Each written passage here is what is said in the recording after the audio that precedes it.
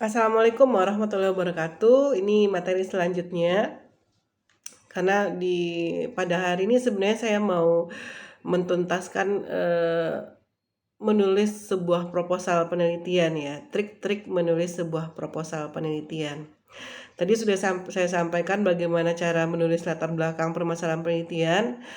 Kemudian di bab 1 itu kan tidak hanya berisi tentang latar belakang ya, tetapi juga ada rumusan masalah, tujuan penelitian, dan manfaat penelitian. Jadi kalau Anda sudah sampai pada titik di latar belakang itu Anda mengungkapkan alasan kenapa Anda tertarik untuk meneliti permasalahan itu, dan di lokasi itu baru sampai selanjutnya Anda adalah menjelaskan rumusan masalah. Jadi rumusan masalah dalam metode penelitian kualitatif itu adalah bersifat pertanyaan dan tidak bersifat korelasi ya. Itu harus menjadi penekanan. Jadi tadi saya judulnya adalah strategi penanggulangan kemiskinan ya di pedesaan. Jadi secara otomatis rumusan masalahnya adalah, bentuk pertanyaannya adalah bagaimana strategi penanggulangan kemiskinan di pedesaan, pakai tanda tanya. Nah, itu adalah rumusan masalah. Jadi tidak boleh misalnya bagaimana pengaruh kemiskinan terhadap kehidupan atau terhadap aspek pendidikan masyarakat pedesaan, itu tidak bisa dirumuskan di dalam rumusan masalah metode penelitian kualitatif, karena di dalam rumusan masalah metode penelitian kualitatif itu tidak bisa bersifat korelasi. Itu harus menjadi catatan juga. Kemudian setelah Anda merumuskan masalah, tentu harus menjelaskan tujuan. Jadi apa perbedaan antara rumusan masalah dengan tujuan penelitian? Kalau di rumusan masalah itu sudah jelas berupa kalimat pertanyaan. Nah, sementara di tujuan penelitian itu tidak boleh lagi berupa kalimat pertanyaan. Ya, banyak sebenarnya mahasiswa yang membuat hampir sama ya antara rumusan masalah dan tujuan penelitiannya. Saya contohkan tadi. Rumusan masalahnya adalah bagaimana strategi penanggulangan kemiskinan di pedesaan, itu rumusan masalah ya. Kemudian di tujuan penelitiannya ada mahasiswa yang buatnya seperti ini. Untuk mengetahui bagaimana strategi penanggulangan kemiskinan di pedesaan. Itu salah ya. Kenapa salah? Karena di sana masih ada kalimat tanya. Jadi tujuan penelitian, ketika Anda merumuskan sebuah tujuan penelitian, itu tidak boleh ada yang namanya kalimat tanya. Jadi dia berupa kalimat pernyataan. Misalnya tinggal Anda jelaskan, tujuan penelitian adalah untuk mendeskripsikan ya, atau untuk menganalisis strategi penanggulangan kemiskinan di pedesaan. Jadi kata-kata bagaimana tadi itu dihapus. Karena di tujuan penelitian tidak boleh berbentuk kalimat tanya. Tolong dicatat ya. Jangan sampai nanti di tujuan penelitian dan rumusan penelitian itu sama-sama berbentuk kalimat tanya. Kemudian juga yang harus menjadi catatan Anda adalah di rumusan masalah penelitian kualitatif itu tidak boleh berbentuk kalimat tanya yang ada hubungan korelasinya, atau Anda melihat pengaruh antara satu variabel dengan variabel lainnya. Misalnya saya katakan tadi, hubungan antara kemiskinan dengan tingkat pendidikan. No, itu tidak boleh di penelitian kualitatif ya. Karena di kualitatif itu tidak bisa melihat atau menjawab penelitian yang sifatnya korelasi gitu. Nah, kemudian di bab 1 itu kan juga ada yang namanya manfaat penelitian. Jadi harus Anda jelaskan.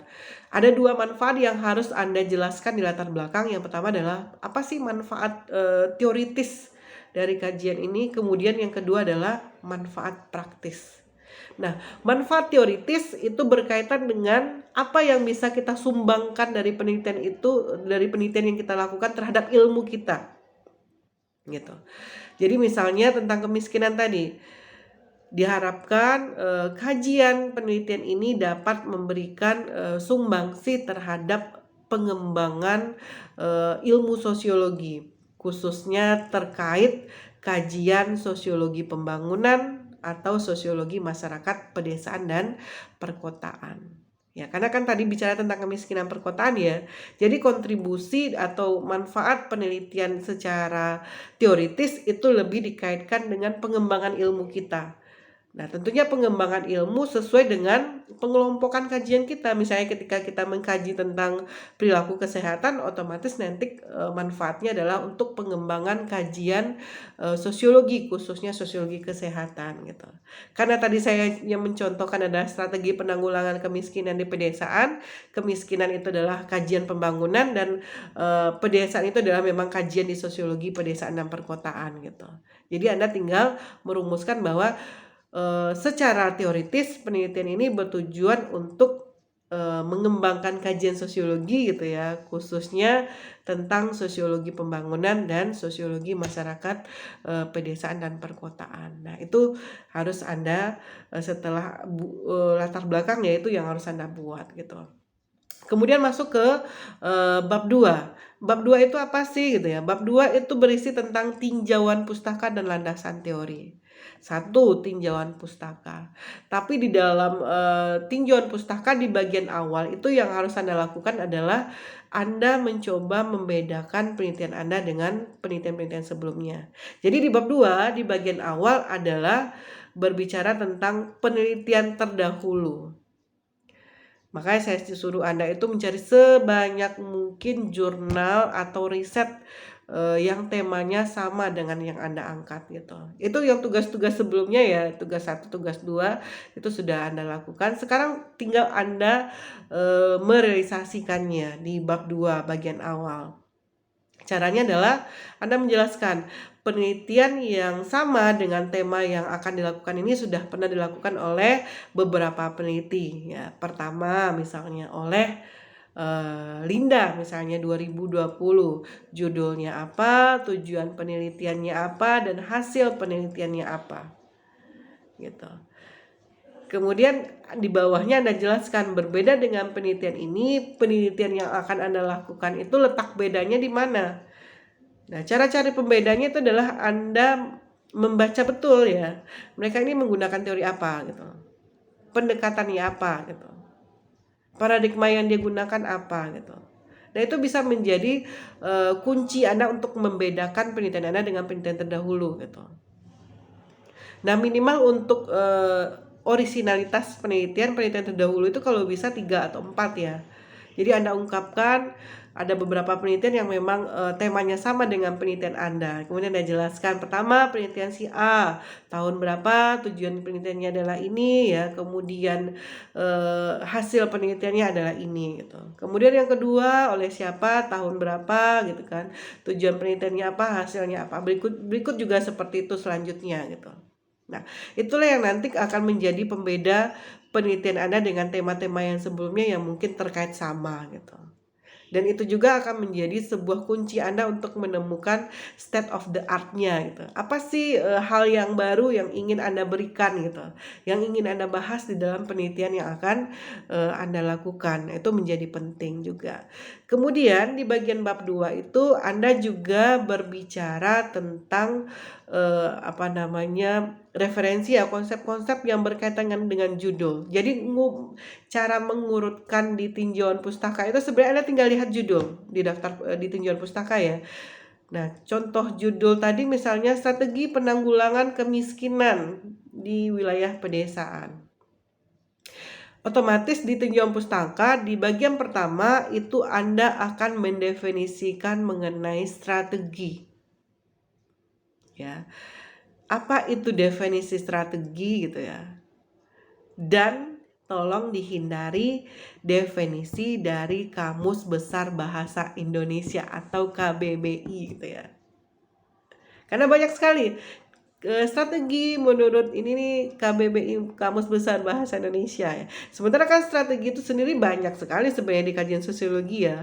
Jadi Anda tinggal mencari referensi-referensi terkait yang memang ada konsep strateginya.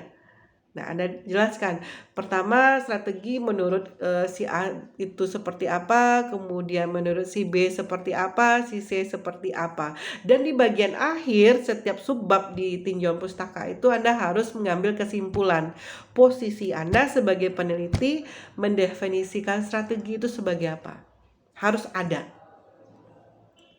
Dan tidak boleh yang namanya di tinjauan pustaka tidak ada referensi. Lucu ya, Anda berbicara tinjauan pustaka tapi tidak ada referensi. Jangan sampai ada yang seperti itu. Di latar belakang aja saya katakan tadi bahwa semua harus ada referensi, apalagi kalau di tinjauan pustaka. Namanya aja tinjauan pustaka, berarti Anda meninjau dari kajian-kajian yang ada di perpustakaan, di jurnal, ya, di e-book dan lain sebagainya.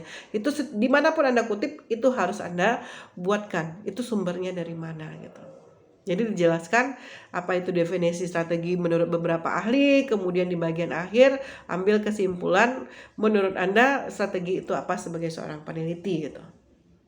Kemudian di bagian kedua tentunya Anda kaitkan lagi dengan judul. Tadi strategi penanggulangan kemiskinan.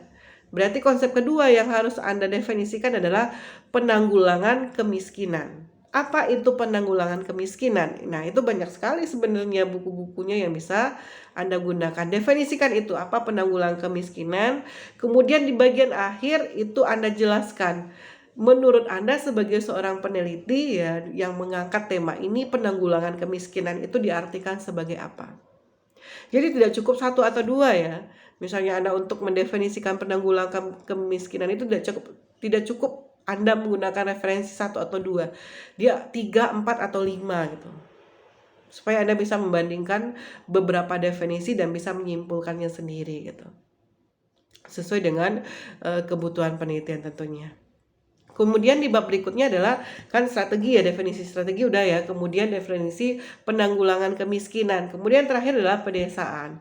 Artinya juga Anda menjelaskan kemiskinan pedesaan, bukan pedesaannya aja ya, tapi lebih kepada kemiskinan pedesaan. Anda mencari riset-riset terdahulu kemiskinan pedesaan itu seperti apa, konsepnya seperti apa gitu.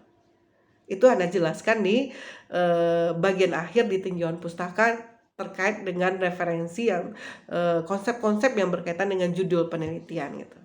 Jadi tinjauan pustaka di bagian awal berisi tentang penelitian terdahulu 3 atau 4, kemudian berisi tentang konsep-konsep yang berkaitan langsung dengan judul, diurutkan sesuai dengan judul seperti strategi penanggulangan kemiskinan.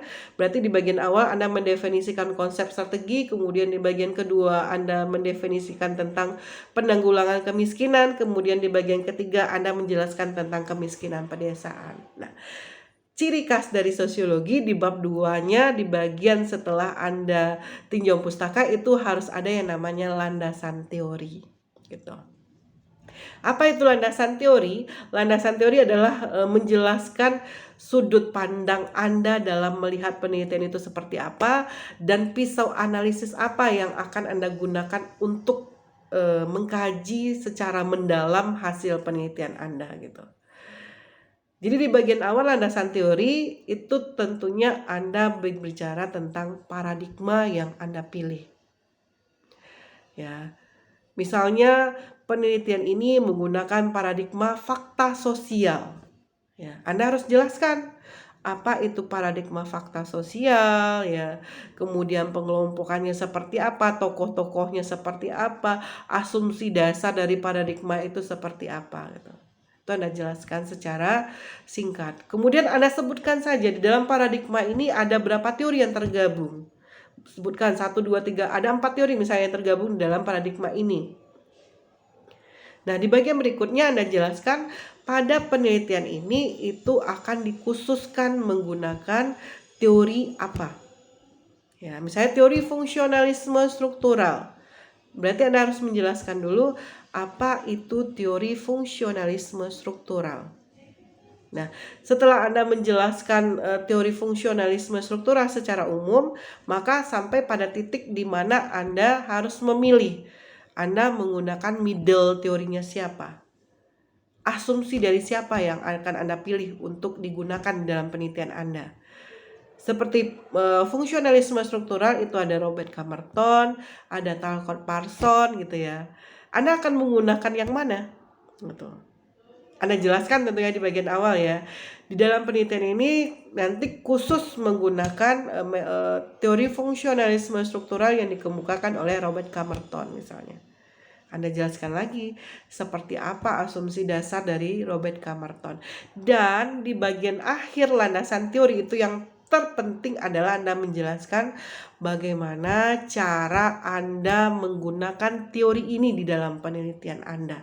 Itu yang paling penting. Jadi di landasan teori Anda bukan hanya menjelaskan secara umum paradigma itu apa, teori-teori yang tergabung dalam paradigma itu apa saja, kemudian Anda memilih teori apa, kemudian Anda menggunakan konsep siapa, bukan itu. Itu penting dibuat, tapi bagian akhir kunci dari landasan teori adalah bagaimana Anda menggunakan teori yang Anda pilih itu di dalam penelitian Anda gitu. Itu yang paling penting. Nah, itu isi bab 2. Tugasnya adalah Anda harus membuat semacam skema dulu.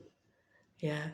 Misalnya di penelitian terdahulu Anda akan menggunakan jurnal apa saja, sebutkan. Kemudian di tinjauan pustaka nanti Anda akan mendefinisikan konsep apa saja, sebutkan 1, 2, 3, 4-nya. Kemudian di landasan teori Anda sebutkan, cukup sebutkan dulu ya untuk tugas ini, Anda menggunakan paradigma apa, teori apa yang Anda pilih, kemudian tokoh siapa yang Anda pilih di dalam teori itu, dan yang terakhir adalah alasan kenapa Anda memilih tokoh itu untuk menganalisis permasalahan penelitian Anda. Nah, cukup itu untuk materi pada pagi hari ini. Jadi ada 2 ya, bagaimana cara menulis latar belakang di metode penelitian kualitatif, dan tinjauan pustaka metode penelitian kualitatif, dan dua-duanya itu harus Anda selesaikan tugas pada hari ini. Oh tidak, cukup tugas 1 dulu ya. Tugas 1 harus selesai sampai jam 10.